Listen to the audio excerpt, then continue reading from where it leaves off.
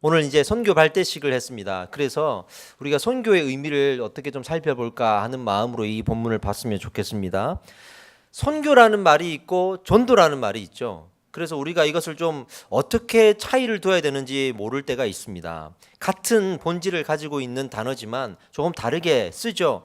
흔하게 우리가 쓰는 차이를 두는 방법은, 전도는 같은 문화권 안에서 복음을 증거할 때, 그러면 이제 지금 우리끼리 우리나라에서 우리가 복음을 전도할 때는 직접적으로 예수 믿으세요 하잖아요. 그러니까 직접 복음을 전할 수 있다는 거. 그럴 때는 전도한다 이렇게 쓰고, 또 다른 문화권, 타 문화권에 가서, 즉 다른 나라에 가서, 다른 민족에게 가서 우리가 복음을 전할 때는 사실은 직접 전하기가 힘들 때가 많잖아요. 언어도 다르고 문화도 다르고 정책도 다르기 때문에.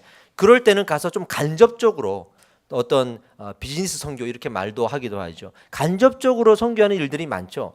그럴 때는 전도가 아니고 선교다 이렇게 이야기를 합니다. 쉽게 얘기하면 우리나라에서는 그냥 전도한다, 밖에 나가서는 선교한다, 이렇게 보통은 구분을 지어요. 그런데 이게 오늘 본문의 말씀과도 조금 연관이 있습니다. 지금 예수님이 지금 이 본문의 상황에서 어떤 이야기를 하실 때, 그때의 상황에서는요, 예수님도 전도와 선교를 이렇게 구분하여서 하실 때였습니다. 지금 유대인을 대상으로 먼저 전도를 하셨어요. 그리고 유대인을 전도하신 이후에, 그 이후에 이방인에게 가서 선교를 하셨단 말이죠. 다른 문화권이니까, 이방인들은 다른 나라 사람, 다른 민족이니까. 그렇게 예수님도 유대인에게 먼저, 그리고 이방인에게는 나중에, 이렇게 복음을 증거하셨던 그러한 상황이었습니다. 나중에는 제자들을 세워서 이방인들에게 가서 교회를 세우라까지 말씀하시고, 사도 바울과 사도들은 나가서 그 이방인 지역에서 정말 선교사의 삶을 살아가기도 하죠. 이 본문의 상황은 바로 그런 상황이었던 거예요. 예수님이 아직은 이방인 선교를 하지 않고 지금 유대인들을 대상으로만 전도하고 계실 때, 그 상황이었던 거예요. 이게 중요합니다. 당시에 유대인들과 이방인들은 서로 관계가 좋지 않았어요. 그래서 예수님의 상황이 되게 중요한 겁니다. 얼마만큼 좋지 않았냐 그러면, 유대인들은요, 유대주의라 그래서 자기들만 구원받았다고 생각해요. 그러니까 유대인은 오직 하나님이 유대인들만 구원하신다고 생각해요. 이 선민 사상이거든요. 그런데 이방인들은 구원을 못 받았다, 너희들은 구원받을 수 없다, 이렇게 생각까지 한 거예요. 그래서 이방인들을 배척하고 무시하고 비난하면서 많은 악담을 하기도 했습니다. 이것이 유대주의예요. 지금도 이 유대주의 사상들이 있는데, 사실은 제일 우리나라에서 문제가 되고 있는 게 백투 예루살렘입니다. 이 백투 예루살렘이 뭐냐면, 처음에 하나님이 유대인을 선택하시고 구속사의 일을 시작하셨잖아요. 마지막 때에도 다시 유대인들을 사용하신다. 그래서 유대인들을 다시 회개의 영으로 불러일으키시고 그들을 부흥시키시고 다시 시오니즘이라 그래서 예루살렘으로 모이게 하시고, 그럼으로써 마지막 때 일이 하나님의 섭리 가운데 마무리가 된다, 이렇게 이야기하는 것인데 성경에 근거가 없습니다. 아까 우리 태국 선교사님한테 물어보니까 태국은 백투 태국이래요. 마지막 때 태국을 사용하신다. 그러니까 선교사님들마다 자기 지역을 사용한다 그러지, 그렇게 되면 같은 입장인 거예요. 성경에 마지막 때 그 예루살렘, 백투 예루살렘을 이야기하는 구절이 나오지 않습니다. 그러니까 이거 너무 과장된, 어떤 특정한 지역이 너무나도 극단적으로 가장되어 있는 그런 하나의 설이기 때문에 건강하지 못합니다. 저희 교회에서는 백투 예루살렘을 주장하지 않습니다. 그렇게 이 시오니즘과 어떤 유대 사상들이 그 당시에도 아주 팽배하게 있었는데, 이방인들을 정말로 무시했던 유대인들의 어떤 문화에는 이런 것들이 있었어요. 너희는 절대로 죄에서 용서를 받지 못할 거야. 회개해도 안 돼. 구원이 없으니까. 하나님이 역사하지 않으니까. 라고까지 말을 했고요. 심지어는 이방인들을 향해서 쓰레기를 주워 먹는 개와 짐승에 비유해서 사람 취급을 하지 않았습니다. 그리고 유대 지역에서 돌아다니는 이방인들을 만나면 이야기해서도 안 돼요. 말을 걸어서도 안 돼요. 상종을 해서는 안 돼요. 그렇게 취급을 했단 말이죠. 유대인들이 왜 이방인들을 이렇게까지 생각했을까요? 그 시작은 어디에서부터 시작됐을까요? 처음에는 율법의 정결법 때문에 그랬어요.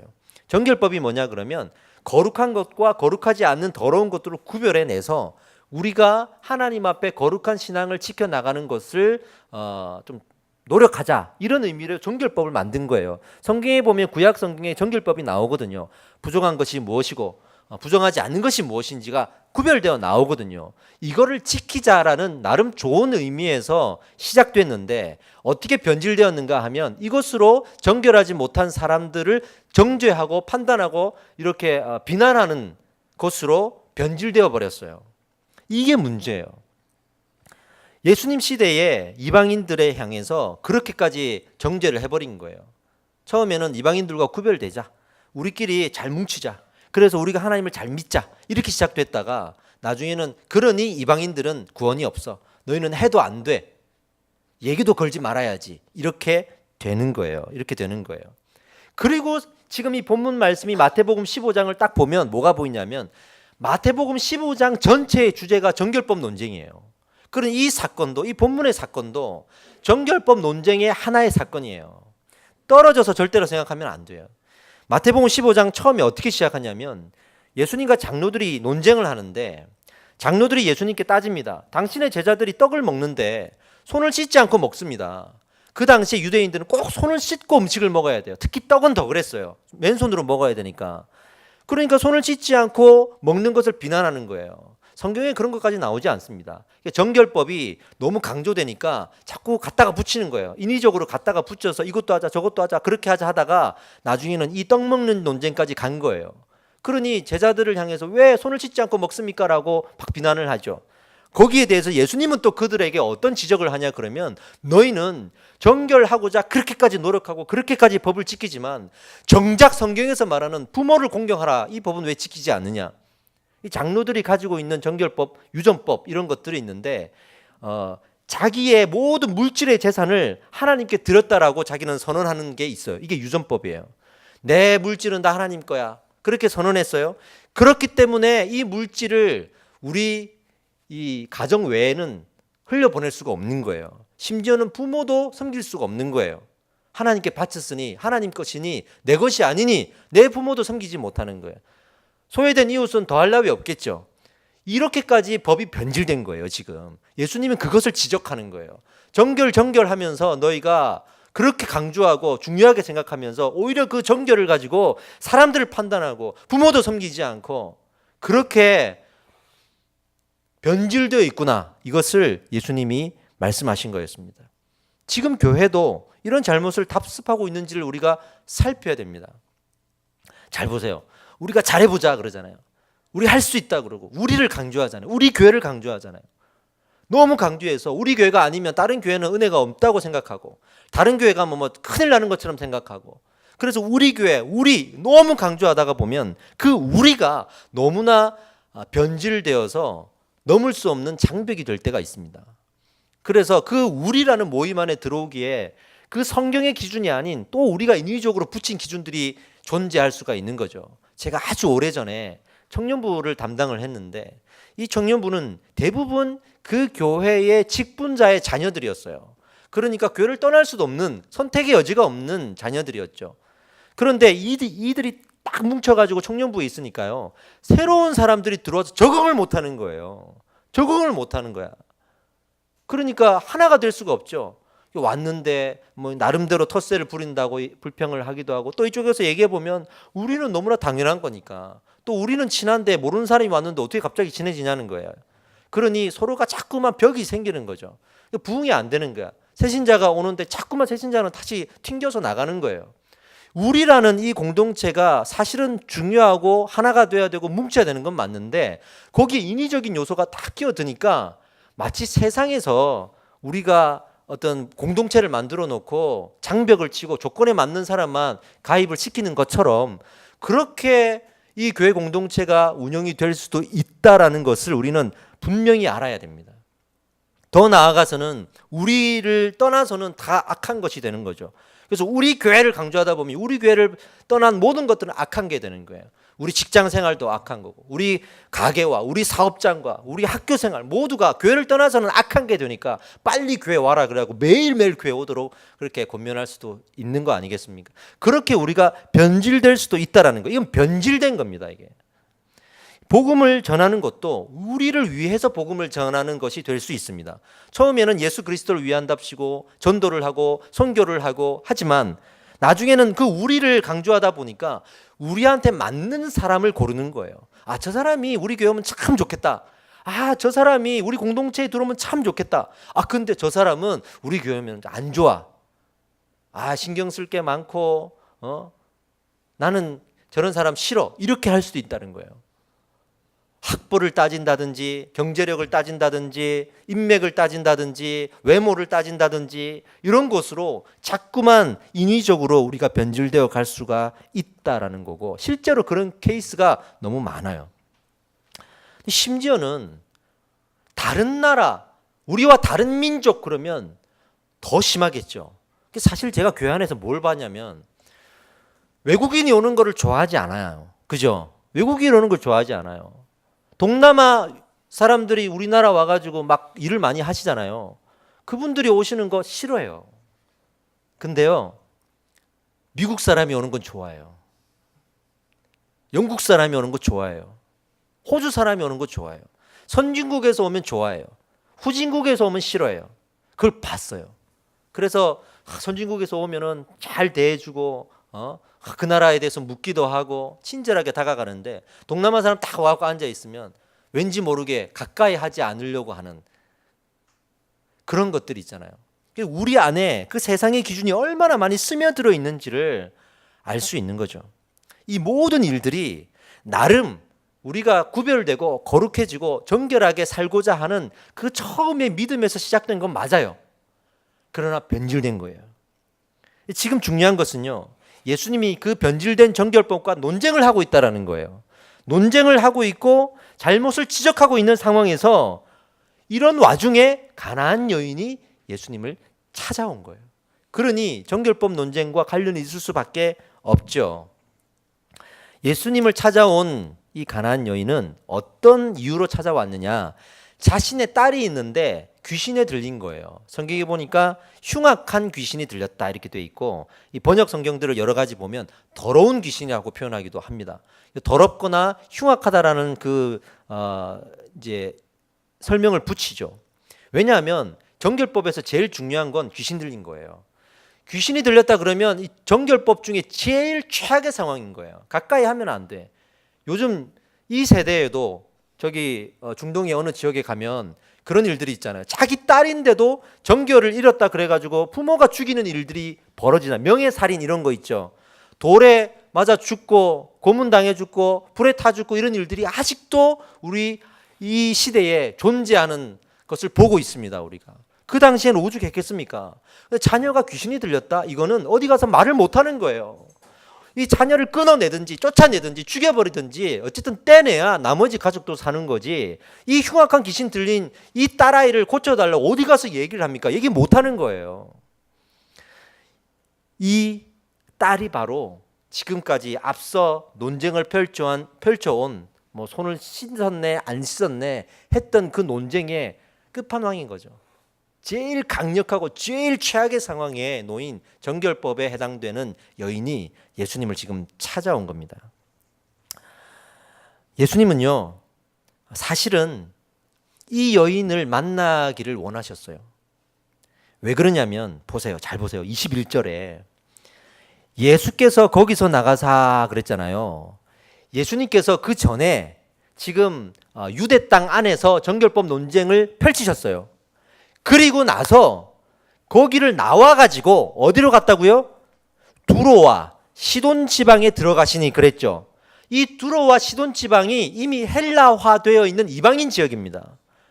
예수님이 지금 이 가나안 여인을 만났던 곳은 가나안 여인이 이방 지역에 있다가 유대 땅에 있는 예수님을 찾아온 게 아니고 그 가나안 여인이 살고 있는 지역으로 예수님이 가신 거예요. 그 이방인 지역으로 지금 찾아가신 거예요. 그리고 자기 지역으로 찾아오신 예수님을 이 여인이 만나러 간 것이죠. 이 무슨 말이냐 그러면 예수님이 이방인 지역으로 가서 이제 선교 사역을 하겠다라는 의지를 가지고 가신 거예요. 내가 이 이방인들에게 은혜를 베풀고 구원을 베풀겠다라는 그런 작정함을 가지고 이제 움직여야지, 그리고 가신 거란 말이죠. 의미가 있죠. 아주 큰 의미가 있죠. 거기에 스스로 찾아온 여인이었다는 거예요, 이게. 근데 그 여인이 그 논쟁의 아주 하이라이트, 정말 가장 최악의 상황에 있는 여인이었던 것이죠. 이게 어떻게 보면 예수님이 이 지역에 간 것과 그 지역에서 최악의 상황을 가지고 있는 여인이 찾아온 것이 절묘하게 맞아떨어지는 거예요. 저는 모든 것을 아시는 예수님이 그 여인이 있는 지역으로 찾아가셨다라고 믿습니다. 그렇게 생각합니다. 항상 예수님은 아시고, 이것을 강조하거든요. 아시고, 미리 아시고, 그 마음에 있는 욕심도 미리 아시고, 본질을 아시고. 그러니 예수님의 이 의도가 얼마나 대단하십니까? 선교에 대한 마음들을 가지고 예수님은 그 지역으로 가셨던 것입니다. 그런데 또 하나의 의미가 있어요. 이 두로와 시돈 지역, 가나안 여인을 만난 이 지역은 구약에서도 어떤 일들이 있었던 지역인데, 그 중에 하나가 바로 이 여인과 같은 비슷한 상황에 놓인 여인에게 은혜를 베푸셨던 적이 있습니다. 누구냐면 엘리야가 사르밧 과부를 찾아가잖아요. 그때 사르밧 과부가 살고 있던 지역이 이 가나안 여인이 살고 있던 이 지역과 비슷합니다. 동일합니다. 지금 구약에는 엘리야가 이 사르밧 과부 여인을 찾아갔을 때 상태가 어땠죠? 아들은 지금 죽을지도 모르는 상황이고, 음식이 없어서 마지막 남은 기름병에 남은 마지막 그 기름, 그거밖에 없었어요. 그래서 이제 빵을 구워주면 자기는 먹을 것이 없는 마지막 남은 음식 정도가 있는 상황이었어요. 근데 엘리야가 뭐랍니까? 믿음을 이제 시험하기 위해서 그 음식을 내오라 그러잖아요. 그랬더니 자기가 먹을 마지막 음식을 해서 섬기잖아요. 그러니 엘리야를 통해서 하나님 어떻게 축복하셨습니까? 아들은 살리시고, 그 기름병은 아무리 부어도 비지 않는, 줄지 않는 놀라운 신비로운 기름병이 되었잖아요. 그런 은혜를 주셨던 적이 있어요. 지금도 이 지역에서 가나안 여인을 만났는데 귀신을 물리치시거든요. 할렐루야입니다. 마치 구약에는 우상의 도시였어요. 신약에는 지금 만모니즘, 물질의 우상의 도시였어요. 두 우상의 도시 가운데 그렇게 긍휼을 입은 여인들의 이야기가 구약에도 나오고 신약에도 나오는 거죠. 이것은 무슨 말이냐면 하나님이 우리라는 장벽을 스스로 깨시는 거예요. 구약에도 잘 보면 그 장벽을 깨시는 장면에 의미가 있어요. 신약에도 다시 그 의미를 살리셔서 그 장벽을 깨시는 거예요. 우리가 예수님께 나아갈 때 이렇게 나아가야 됩니다. 아멘입니다. 예수님께 나아갈 때 이렇게 나아가야 됩니다.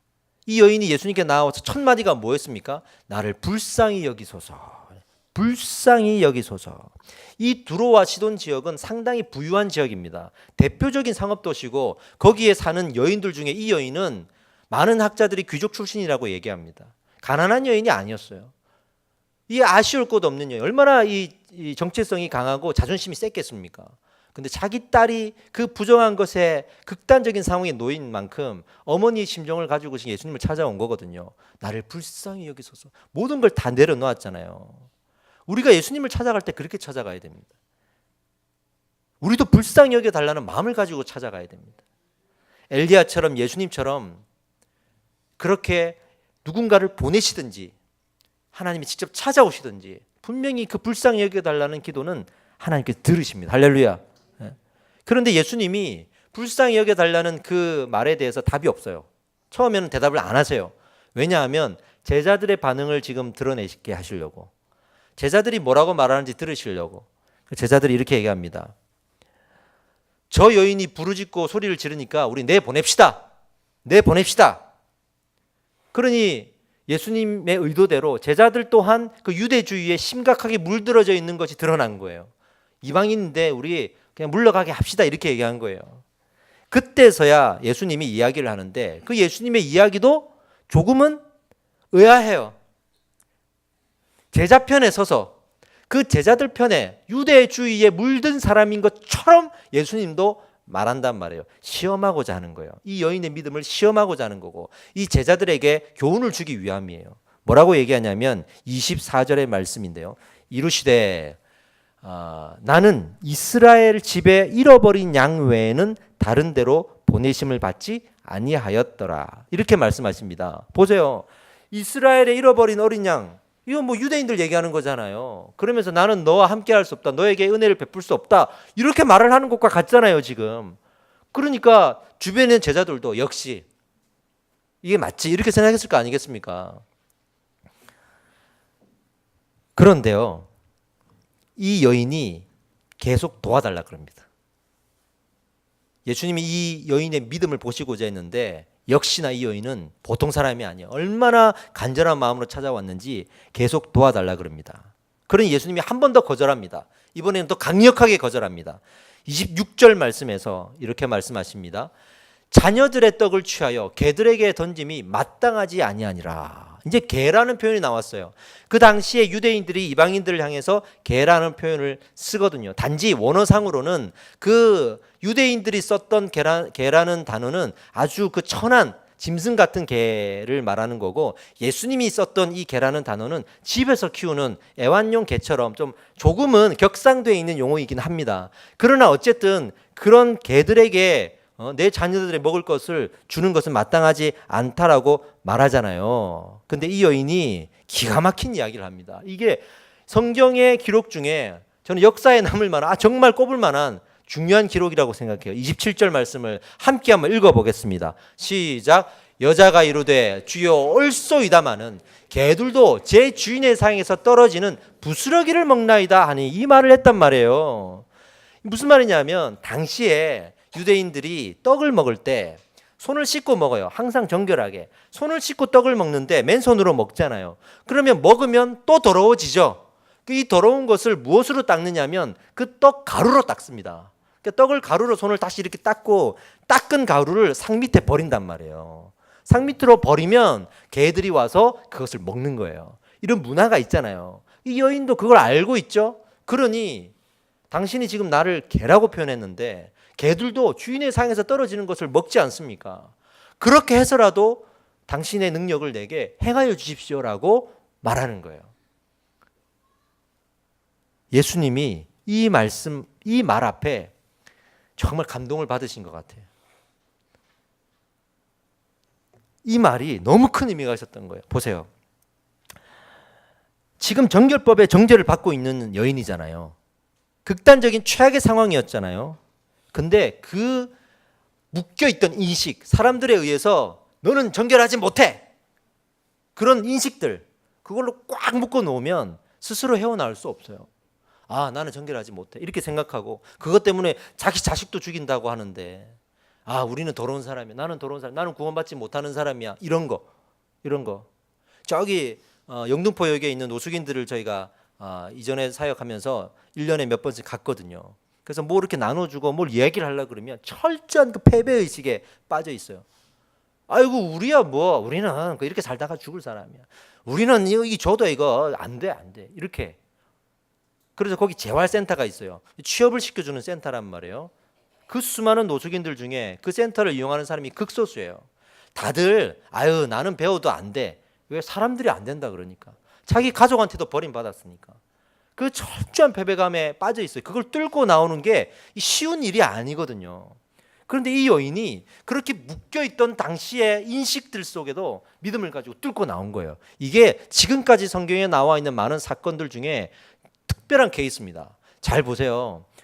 예수님을 찾아온 수많은 사람들은 대부분 병이 낫거나 귀신이 떠나갔거나 어떤 일이 벌어졌을 때 감사한 마음이 들어서 예수님을 찬양했어요. 또는 야이로처럼 자기 딸이 죽어간다고 찾아왔지만 예수님이 가는 동안 야이로는 말이 없어요. 예수님께 옷자락을 만진 여인조차도 특별한 고백을 하거나 그렇게 말을 하진 않았단 말이에요. 그런데 이 여인은 딱 와가지고 당당하게 얘기하는 거예요. 다 자존심 다 내려놓고 개들도 주인의 상에서 떨어지는 부스러기를 먹습니다. 그러니까 나도 그 능력을 나한테도 베풀어 주십시오라고 말했던 거예요. 주여 올소이도마는, 그래서 주여 올소이도마는 유대인들만을 위해 오셨다는 걸 나는 압니다. 들었습니다. 그렇다 그러더라고요. 그러나 그래도 나는 예수님의 능력을 필요로 합니다. 개들도 그랬잖아요. 개들도 스스로 우리 보고 개라고 하는 걸 알아요. 유대인들이 우리 보고 개라고 하는 거 우리 압니다. 당신이 또 저에게 개라고 하는군요, 압니다. 그런데 그런 거는 다 좋아요. 다 인정할게요. 상관없어요. 지금 제가 중요한 거는 당신의 능력입니다. 당신의 능력입니다. 그리고 또 놀라운 이야기를 하죠. 주인의 상에서 예수님을 주인으로 고백한 케이스예요. 그 전에 어떤 케이스도 예수님을 주인으로 인정하는 케이스가 사실은 없는데 이 여인이요, 자기를 개로 표현하면서도 예수님을 주인으로 고백하고 있어요. 정말 특별한 케이스예요. 예수님은 유대인들보다 이방인들에게 이 귀한 고백을 먼저 받으셨어요. 아멘입니다. 그래서 이 사건이 의미가 있는 겁니다. 그리고 십자가에서 죽으시고 부활하신 후에 승천하시면서 이 말을 남기셨죠. 사도행전 1장 8절 말씀에 오직 성령이 너에게 임하시면 너희가 권능을 받고 예루살렘과 온 유대와 사마리아 땅끝까지 이르러 내 증인이 되리라 하시니라. 그때 사마리아 땅끝까지 나오죠. 사마리아 땅끝까지 나오죠. 이방인들에게도 복음이 증거되고 그들에게도 동일한 구원이 있을 거라는 것을 그때 또 선포하시는 거예요. 그러니까 정결법이 변질되었는데 그 변질된 정결법 안에서도 뚫고 와서 예수님을 찾아왔다라는 거예요. 지금 이게 이런 믿음을 지금 우리에게 교훈으로 알려주고 있어요. 여러분, 우리 스스로가 세상에 살아가면서 물들어서 나는 안 돼, 우리는 안 돼, 이건 안 돼라고 생각하는 것들 많아요. 아니에요. 그렇지 않습니다. 여기에서 어떤 사람이 은혜가 있고 어떤 사람이 은혜를 못 받고 이게 자격이 있습니까? 기준이 있습니까? 이제 막 교회 온 사람 그런 분들에게 제가 묻고 싶습니다. 여기 먼저 오신 분들이 특별해 보입니까? 전혀 그렇지 않습니다. 지금 우리가 모든 예배 드리는 우리가 하나님 앞에 고백해야 될 것은 동일하게 주여 나를 불쌍히 여겨 주시옵소서. 그 하나님의 능력 앞에 우리의 공로를 얘기하고 자격을 얘기한다는 것은 교만 중에 교만한 거예요. 나의 이 불쌍히 여겨달라고 하는 고백이 내 안에 살아 있어야 하나님이 그 고백 위에 역사하시는 겁니다. 아멘. 그래서 이제 예수님의 이 마음을 본받기 위해서는 그분이 이방인 선교를 시작하신 이 장면에서 정말 동일하게 그들에게도 복음이 증거되기를 바라시는 마음을 받을 수가 있잖아요. 그래서 우리가 이제 선교 가자고 하는 거예요. 선진국이든 후진국이든 우리나라 사람이든 아니든 복음이 없는 곳이면 가서 복음을 증거하자고 하면서 이제 선교 단체가 세워지기도 하고 교회에서 선교를 가기도 하는 겁니다. 그런데 하나 우리가 짚고 넘어가야 될 것은 선교에는 종류가 있어요. 하나는 그 지역에 가서 먹고 살고 자기 인생을 들여서 지내는 선교사님들이 있고 장기 선교라 그러죠. 그리고 잠깐 갔다 오는, 우리 여름에 이제 10일 동안 일주일 동안 갔다 오듯이 잠깐 갔다 오는 단기 선교가 있어요. 이건 다른 거예요. 장기 선교는 뭐냐 그러면 우리가 하나님 앞에 사명으로 부르심 받을 때는 각각 다른 부르심이 있어요. 각자의 부르심이 있다고. 누구는 교사로 부르심을 받고 누구는 사도로 부르심을 받고, 그죠? 각자의 부르심이 있기 때문에 전부 다 여러분 다 선교 가야 됩니다. 선교 안 가면 믿음 없는 겁니다. 이렇게 얘기하면 안 되는 거야 이게. 그래서 제가 가끔은 이제 선교사님들 이렇게 집회하실 때 좀 마음이 어려울 때가 있어요. 여기 있는 사람 다 결단 안 하면 안 되고 막 정죄 받을 것 같아. 그렇게 하면 안 돼요. 각자의 부르심은 다른 거예요. 그런데 뭐가 있냐 그러면 공동체에 주시는 부르심이 있어요. 교회에 주시는 부르심이 있다고. 이 교회에게 주신 부르심이 뭐냐면 바로 오직 성령이 너희에게 임하시면, 지금 120명의 사람들이 모였던 이 공동체에게 주신 사명이에요. 이방인 땅끝까지 복음이 증거되게 하겠다라고 하는 이 사명은 공동체 사명이에요. 이걸 우리 잘 해석해야 됩니다. 그러니 이 교회가 기본적으로 가지고 있는 사명이 있으면 이거는 복음을 증거하는 것인데 그 기준이 우리 주변, 그냥 우리 안에서가 아니라 복음이 없는 곳이에요. 복음이 없는 곳.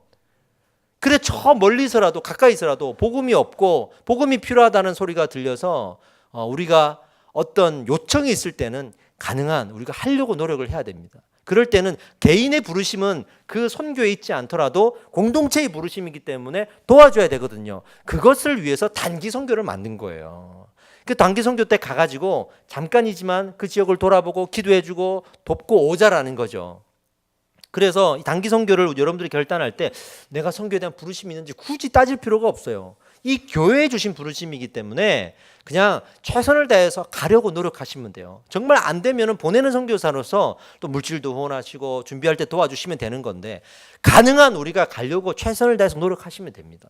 이게 우리 교회에 주신 부르심이란 말이에요. 아멘입니다. 물론 제가 말씀에 집중하자 그랬어요. 그래서 지난 1년 동안 우리 선교도 안 했고 아무것도 안 했습니다. 아무것도 안 했어요. 그냥 사경회하고 양육 모임밖에는 우리가 한 게 없어요. 야유회 한번 갔죠, 그죠? 그 정도 외에는 한 게 없어. 일을 한 건 없어. 근데 이제 2년 차가 됐잖아요. 그러면 이제는 한 발 떼자는 거죠. 그 한 발 떼는 거를 여름에 시간 내서 우리 단기 선교를 가자라고 한 발 뗀 겁니다. 앞으로 이제 한 발 두 발 뗄 때 이제 전도도 좀 더 우리가 공동체를 만들어서 매일 전도 좀 해야 되고 나중에는 그래야겠지만 지금은 하나씩 해야 될 단계이고 가장 먼저 단기 선교를 좀 결단하자라고 준비한 거예요. 그러니까 여러분들이 저기 주보에 보시면서 세 분의 선교사님을 놓고 기도도 하셔야겠지만 이럴 때 돌아보실 수가 있어요. 가서 봐야 우리가 더 기도할 수 있지 않겠습니까? 봐야 기도하는 마음이 더 생길 수 있지 않겠습니까? 네, 이 선교사님과 소통하면서 참 감사했던 것은 한준희 선교사님도 이 춘폰 지역에 지금 처음 가신 거예요. 지금 선교사로 나가셔서 계속 언어 연수를 받으시고 서브 선교사로서 활동하시다가 이제 처음으로 메인 선교사로 활동을 하시기 시작하셨는데 어디로 갈까 고민하다가 이 춘폰 지역에 선교사가 없다라는 이야기를 듣고 부부가 내려갔더니 그 현지 교회에서 현지인들이 모여서 예배 드리면서 이렇게 말하더래요. 우리를 불쌍히 여겨주십시오. 여기 선교사님이 필요합니다. 아무도 안 옵니다. 그래서 본인이 다른 거 환경 다 재지 않고 선교사가 없고 선교사가 필요하다는 말에 우리 여기서 개척합시다 하고 이번에 내려가신 거예요. 거기에 우리가 처음으로 선교를 가는데 또 거기를 가는 거야. 서로가 의미가 있겠죠. 너무 감사했어요. 우리가 이 선교사님의 이 선교지의 개척을 도우러 가는 겁니다. 그런 의미에서 예수님의 이 마음을 본받아서 함께 이 땅을 밟고 가서 전도하고 선교사에게 동참해야 될 줄 저는 믿습니다. 우리 말씀의 결론을 맺겠습니다. 우리 교회 핵심 코어는 말씀입니다. 말씀 외에는 어떤 것도 저는 강조하고 싶지 않습니다. 말씀으로 우리가 채워져야 우리가 변할 수 있고 그래야 흔들릴 때 다시 우리를 붙들 수 있어요. 다른 것으로는 불가능해요. 말씀으로만 가능해요. 그러나 그 말씀이 증거되어지고 또 우리가 그 증인의 삶을 살아야 된다는 것도 중요합니다. 이제 1년 정도 됐으니 또 여름 되면 이제 2년 차 중에 가는 거잖아요. 이 정도 되면 이제 우리는 가까운 곳에 기도하고 있는 선교사님의 그 선교지를 방문하고 돌보면서 조금 더 한 걸음 나아갈 수도 있어야 됩니다. 자, 여러분, 영적 코어인 이 말씀이 흘러가는 것에 그래서 동참해 주십시오. 그리고 더 기도해 주십시오. 이번 이 단기 선교가 정말 여러분들의 인생에 놀라운 변화를 일으킬 수 있다고 저는 믿습니다. 왜냐하면 이 교회의 사명이기 때문에 교회를 세워가시는 하나님이 이 단기 선교를 통해 하실 말씀이 있고 메시지가 있는 거예요. 그런 의미에서 저도 가고자 하는 거고요. 여러분들이 이 선교를 위해서 지금부터 기도하시기 바랍니다. 예수 그리스도의 마음을 가지고 기도하시기 바랍니다. 부디 이 제자들처럼 유대주의를 강조했던 유대인들처럼 그들에게 관심을 잃어버리고 안 된다고 말하고 나는 싫다라고 말하지 마시고 예수님의 마음처럼 그렇게 나를 불쌍히 여겨달라고 하는 그 사람들을 향해 가서 복음을 증거하시는 일에 동참하시기 바랍니다. 기도하겠습니다. 기도하실 때 하나님, 우리가 이 공동체에 주신 사명, 우리 교회에 주신 이 사명 앞에 순종하기를 원합니다. 하나님께서 가라고 하신 그 선교지에 동참할 수 있도록 내 마음과 내 상황들을 만져 주시옵소서. 그렇게 우리 모두가 정말 합심하여서 이 공동체의 사명 또한 세워가야 될 줄 믿습니다. 하나님, 내게 그 마음의 확신과 상황을 열어주실 줄 믿습니다. 요청하고 간청하면서 우리 하나님께 기도하겠습니다.